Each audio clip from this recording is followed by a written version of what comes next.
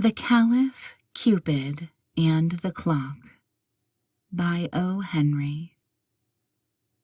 Prince Michael of the Electorate of Valleluna sat on his favorite bench in the park. The coolness of September night quickened the life in him like a rare tonic wine.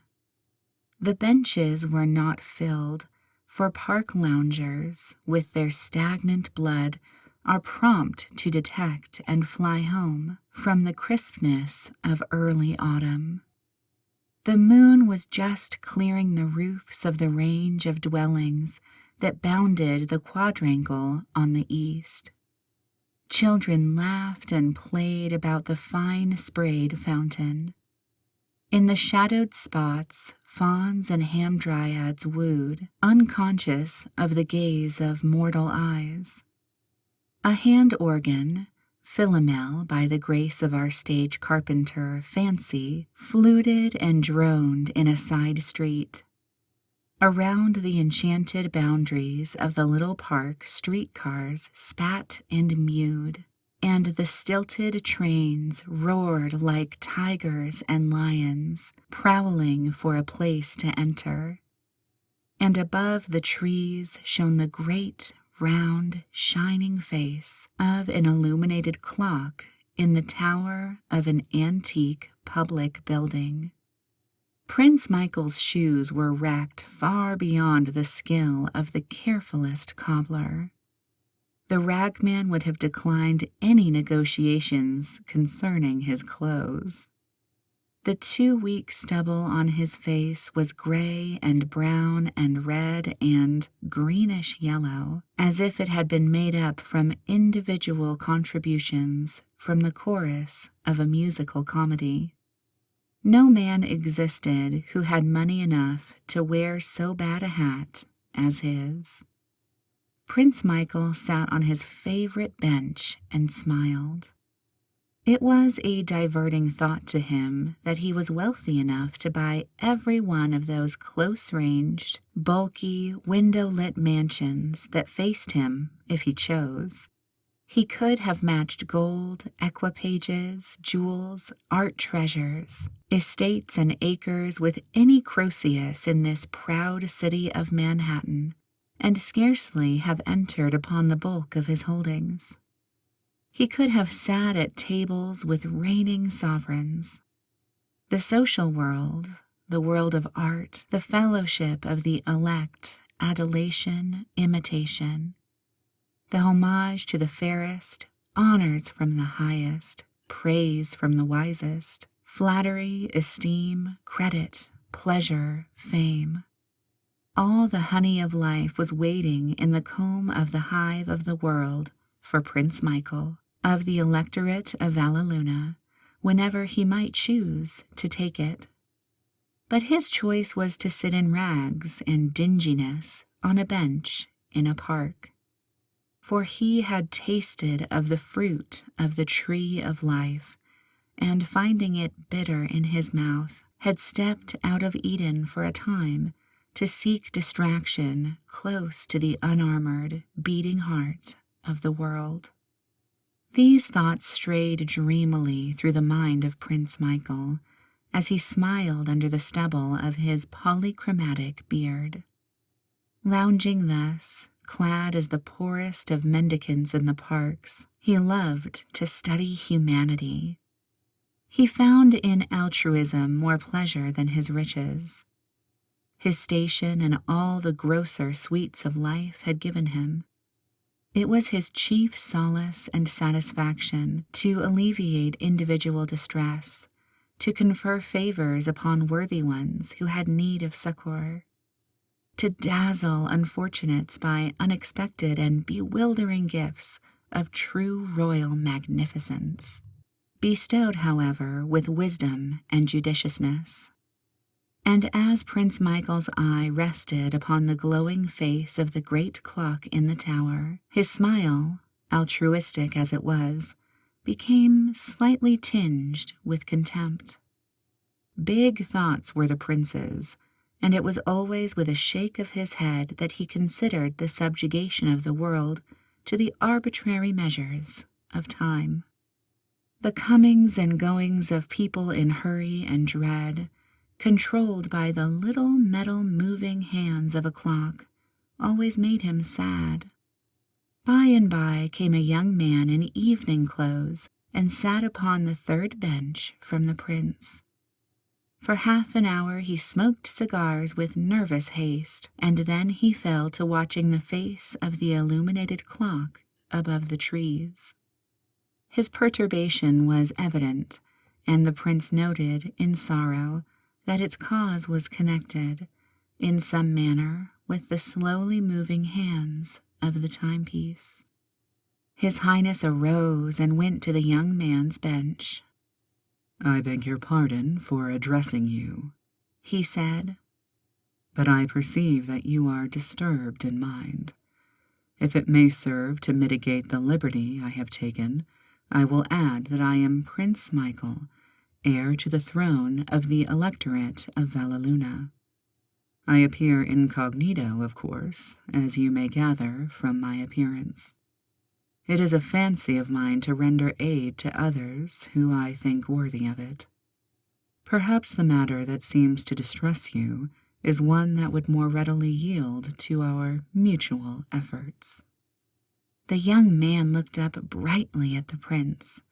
Brightly, but the perpendicular line of perplexity between his brows was not smoothed away. He laughed, and even then it did not, but he accepted the momentary diversion. "Glad to meet you, Prince," he said, good-humoredly. "Yes, I'd say you were incog, all right. Thanks for your offer of assistance, but I don't see where your butting in would help things any. It's a kind of private affair, you know, but thanks, all the same." Prince Michael sat at the young man's side. He was often rebuffed, but never offensively. His courteous manner and words forbade that. "Clocks," said the prince, "are shackles on the feet of mankind. I have observed you looking persistently at that clock. Its face is that of a tyrant. Its numbers are false as those on a lottery ticket. Its hands are those of a bunco steerer, who makes an appointment with you to your ruin. Let me entreat you to throw off its humiliating bonds, and to cease to order your affairs by that insensate monitor of brass and steel." "I don't usually," said the young man. "I carry a watch, except when I've got my radiant rags on." "I know human nature as I do the trees and grass," said the prince, with earnest dignity. "I am a master of philosophy, a graduate in art, and I hold the purse of a Fortunatus. There are few mortal misfortunes that I cannot alleviate or overcome. I have read your countenance, and found in it honesty and nobility, as well as distress. I beg of you to accept my advice or aid. Do not belie the intelligence I see in your face by judging from my appearance of my ability to defeat your troubles." The young man glanced at the clock again and frowned darkly. When his gaze stayed from the glowing horlog of time, it rested intently upon a 4-story red brick house in the row of dwellings opposite to where he sat. The shades were drawn, and the lights in many rooms shone dimly through them. 10 minutes to 9, exclaimed the young man, with an impatient gesture of despair. He turned his back upon the house and took a rapid step or two in a contrary direction. "Remain," commanded Prince Michael, in so potent a voice that the disturbed one wheeled around with a somewhat chagrined sigh. "I'll give her the 10 minutes and then I'm off," he muttered, and then aloud to the prince, "I'll join you in confounding all clocks, my friend, and throw in women, too." "Sit down," said the prince calmly. "I do not accept your addition. Women are the natural enemies of clocks, and, therefore, the allies of those who would seek liberation from these monsters that measure our follies and limit our pleasures. If you will so far confide in me, I would ask you to relate to me your story." The young man threw himself upon the bench with a reckless laugh. "Your Royal Highness, I will," he said in tones of mock deference. "Do you see yonder house? The one with 3 upper windows lighted. Well, at 6 o'clock I stood in the house with the young lady I was engaged to. I had been doing wrong, my dear Prince. I had been a naughty boy, and she had heard of it. I wanted to be forgiven, of course. We are always wanting women to forgive us, aren't we, Prince?" "I want time to think it over," said she. "There is one thing certain. I will either fully forgive you or I will never see your face again. There will be no halfway business. At exactly 8:30 you may be watching the middle upper window of the top floor. If I decide to forgive you, I will hang out the window a white silk scarf. You will know by that all is as it was before, and you may come to me. If you see no scarf, you may consider that everything between us is ended forever. That," concluded the young man bitterly, "is why I have been watching that clock. The time for the signal to appear has passed 23 minutes ago. Do you wonder that I am a little disturbed, my Prince of Rags and Whiskers?" "Let me repeat to you," said Prince Michael, in his even, well-modulated tones, "that women are the natural enemies of clocks. Clocks are an evil, women a blessing. The signal may yet appear." "Never on your principality!" exclaimed the young man hopelessly. "You don't know Marian, of course. She's always on time to the minute. That was the first thing about her that attracted me. I've got the mitten instead of the scarf. I ought to have known at 8:31 that my goose was cooked. I'll go west on the 11:45 tonight with Jack Milborn. The jig's up. I'll try Jack's ranch a while and top off with the Klondike and whiskey. Good night, Prince." Prince Michael smiled his enigmatic, gentle, comprehending smile and caught the coat sleeve of the other. The brilliant light in the prince's eyes was softening to a dreamier, cloudy translucence. "Wait," he said solemnly, "till the clock strikes. I have wealth and power and knowledge above most men. But when the clock strikes, I am afraid. Stay by me until then. This woman shall be yours. You have the word of the hereditary prince of Valleluna. On the day of your marriage, I will give you $100,000 and a palace on the Hudson. But there must be no clocks in that palace. They measure our follies and limit our pleasures. Do you agree to that?" "Of course," said the young man cheerfully. "They're a nuisance, anyway, always ticking and striking and getting you late for dinner." He glanced again at the clock in the tower. The hands stood at 3 minutes to 9. "I think," said Prince Michael, "that I will sleep a little. The day has been fatiguing." He stretched himself upon a bench with the manner of one who had slept thus before. "You will find me in this park on any evening when the weather is suitable," said the prince sleepily. "Come to me when your marriage day is set, and I will give you a check for the money." "Thanks, Your Highness," said the young man seriously.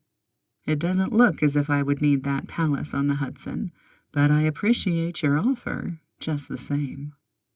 Prince Michael sank into deep slumber. His battered hat rolled from the bench to the ground. The young man lifted it, placed it over the frowsy face, and moved one of the grotesquely relaxed limbs into a more comfortable position.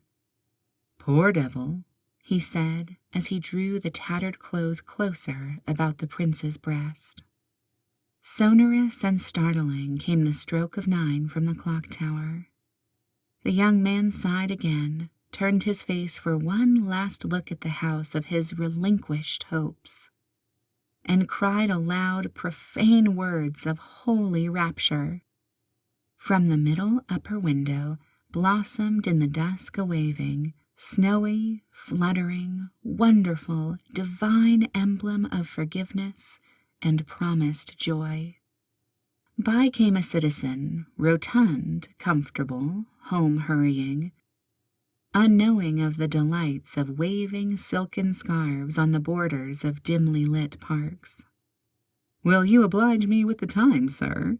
asked the young man, and the citizen, shrewdly conjecturing his watch to be safe, dragged it out and announced, 29½ minutes past 8, sir. And then, from habit, he glanced at the clock in the tower and made further oration. "By George, that clock's half an hour fast. First time in 10 years I've known it to be off. This watch of mine never varies a—" But the citizen was talking to vacancy. He turned and saw his hearer, a fast-receding black shadow, flying in the direction of a house with 3 lighted upper windows. And in the morning came along 2 policemen on their way to the beats they owned. The park was deserted, save for one dilapidated figure that sprawled, asleep, on a bench. They stopped and gazed upon it. "It's Dopey Mike," said one. "He hits the pipe every night. Park bum for 20 years. On his last legs, I guess."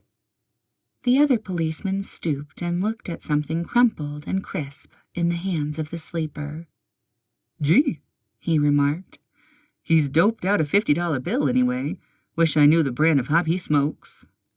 And then, rap, rap, rap, went the club of realism against the shoes of Prince Michael, the electorate of Valleluna.